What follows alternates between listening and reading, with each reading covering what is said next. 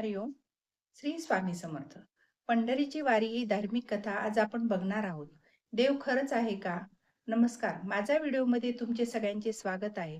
तर व्हिडिओ शेवटपर्यंत नक्की पहा. माझ्या चॅनलवर नवीन असाल तर लाईक, शेअर आणि सबस्क्राईब करायला विसरू नका. आणि कमेंट्समध्ये जय जय रामकृष्ण हरी लिहायला विसरू नका. तुम्ही कमेंट दिल्याने आमच्या व्हिडिओला मोलाचा वाटा मिळेल. तर चला व्हिडिओला सुरुवात करूया. खंडू धनगर हा पंढरपूर जवळील एका छोट्याशा खेड्यात राहायचा. त्याच्याकडे जवळ-जवळ 300 मेंढ्याचा कळप होता. रखमा त्याची बायको आणि तो या गावातून त्या गावात असं फिरत उपजीविका करायचा. खंडू धनगर हा विठ्ठलाचा परम भक्त होता. तो कायम त्याचे वडील आणि आजोबा, पणजोबा हे सगळी पायी वारी करायची. खंडू धनगर हा दरवर्षी जायचा. त्याला त्याचं फळ की काय म्हणून त्याला आषाढी एकादशीच्या दिवशी एक मुलगी झाली. तिचं नाव खंडूने बानाई असं ठेवलं. हळूहळू बानाई मोठी होत गेली. पावसाळ्याचे दिवस होते. खंडू धनगर एके दिवशी बाणाईला घेऊन मेंढरं चरायला गेला. अचानक वीज कडकडून पावसाला सुरुवात झाली. रखमाजवळ झाडाखाली ठोकलेल्या पालाखाली होती. तितक्यात जोरात वीज कडाडली आणि नेमकी खंडूच्या पालावर कोसळली. आत असलेली रखमा त्या विजेच्या तडाख्याने जागीच मरण पावली. खंडूवर दुःखाचा डोंगर कोसळला. जड अंतकरणाने बाणाईला घेऊन खंडू दुसऱ्या गावाला गेला आणि आषाढी वारी जवळ आली होती. बाणाई 3 वर्षाची झाली. यावर्षी बाणाईला घेऊन वारीला जायचं असं खंडूनं ठरवलं. थोड्याफार वस्तू घेऊन तो बाणाईला घेऊन आळंदीत दाखल झाला. एवढे दिवस फक्त मेंढरं पाहिलेली बाणाई थोडी गोंधळून गेली होती. आजपर्यंत तिने फक्त मेंढराचीच गर्दी पाहिली होती. आज पहिल्यांदाच माणसाची गर्दी पाहिली. खंडूनी पायी वारी चालायला सुरुवात केली. एका खांद्यावरती घोंगडी आणि दुसऱ्या खांद्यावरती बाणाई असे वारी चालू लागली. पालखी पुण्यात येताच खंडूला थोडा ताप भरला आणि पुण्यातील डॉक्टरकडे देशमुख मोफत वैद्यकीय सेवा द्यायची. बाणाईला पाहताच डॉक्टर देशमुख मॅडम तिच्या जवळ गेल्या आणि नाव विचारले. तिने बोबड्या आवाजात बाणाई असे सांगितले. कितीतरी वर्षांनी डॉक्टर देशमुख मॅडमच्या चेहऱ्यावर हसू आले होतं. डॉक्टर देशमुखने खंडूचे आभार मानले.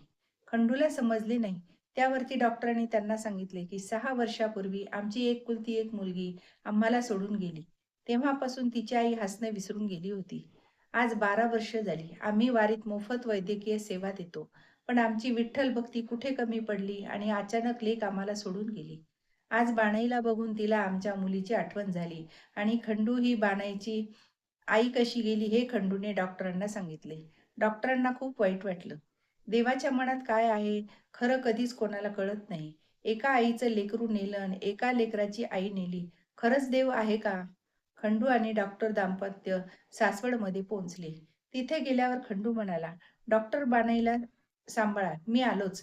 1 तास झाला, 2 तास झाले. अखेर खंडू सासवडमध्ये आलाच नाही. सासवड सोडायची वेळ आली तरी खंडू आलाच नाही. अखेर खंडू सापडला नाही. बाणाईला घेऊन डॉक्टर पंढरपुरात पोहोचले. पंढरपुरातही खंडूची खूप वाट पाहिली, पण खंडूचा शोध लागला नाही.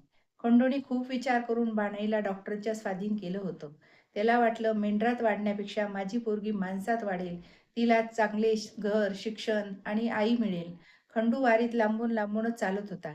शेवटी तो पांडुरंगाच्या चरणी गेला. माझी काळजी मिटली रे पांडुरंगा. ही माझी शेवटची वारी. माझी वारी माझ्यावरची माझी लेकच चालवील, असे म्हणून तो माघारी फिरला. थोड्याच वेळात डॉक्टर दाम्पत्य व बानाई गाभाऱ्यात शिरले. प्रार्थना केली. डोळे बंद करून प्रार्थना केली. डोळे उघडताच डॉक्टरांना विठ्ठलाच्या मूर्तीत खंडू दिसत होता. विठ्ठला तुझी आघात लीला आहे. त्यांनी काय करावे समजत नव्हते. अश्रू अनावर झाले. विठ्ठला तू कधीच कोणाला रिकामा जाऊ देत नाही. त्याच्या भेटीला गेलेल्या माणसाला भरभरून देतो. विठ्ठला माझ्या झोळीत मावणार नाही एवढे सुख दिले आणि बाणाईची बिना देशमुख झाली. जय जय राम कृष्ण हरी. माझी जर ही कथा तुम्हाला आवडली असेल तर लाईक, शेअर आणि सबस्क्राईब करा. जय जय राम कृष्ण हरी.